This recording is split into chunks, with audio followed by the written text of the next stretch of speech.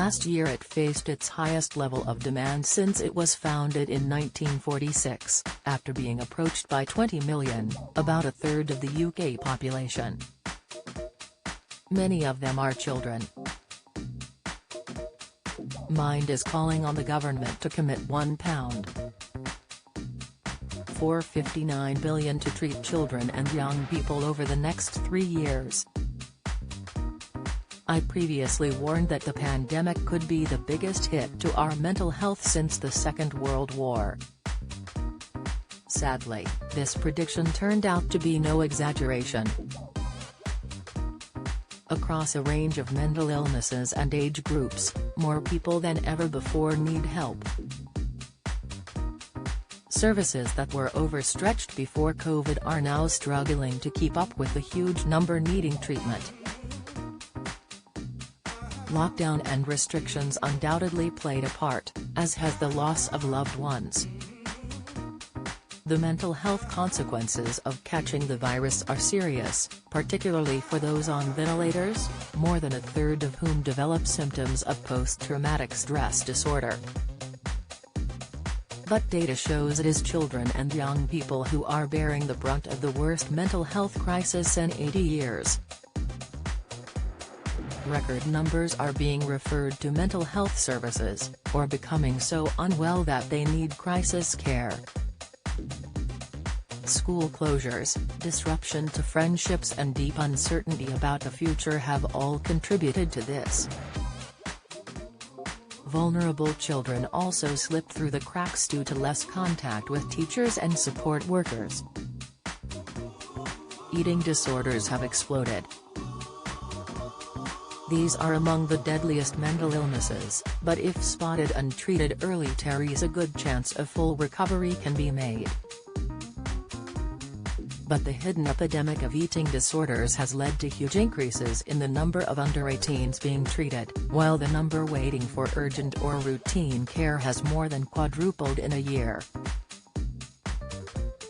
Social isolation helps these problems thrive, so the effects of COVID have led to a terrible rise in kids living with anorexia, binge eating, bulimia, and other disorders. Old, dilapidated buildings have made social distancing in inpatient eating disorder settings a challenge, leading to a drop in the number of beds available to treat the sickest children and adults. Indeed, adults have struggled as a result of the pandemic. According to the Office of National Statistics, 10% of adults experienced depression before COVID.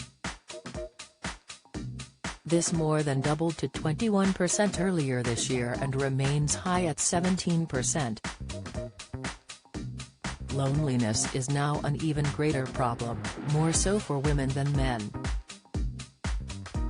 Data from January shows 86% of women and 74% of men felt lonely.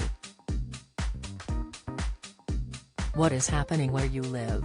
Find out by adding your postcode or visit in your area. Many more adults have been drinking at levels that could lead to dependency and physical health problems.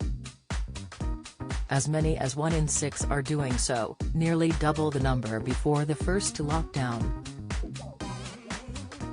Addiction services are not set up to treat these huge numbers, and the problems that come from higher-risk drinking will end up costing the NHS and the taxpayer dearly after the damage is done. The government must take significant action now if it's to protect the country from a pandemic of mental illness and allowing the backlog to become too big to shift. They should invest in a national network of mental health support hubs to ensure young people have access to help, give mental health services the money they need to treat everyone who is struggling, and increase medical school places by 7,000 to ensure there are enough psychiatrists for the future.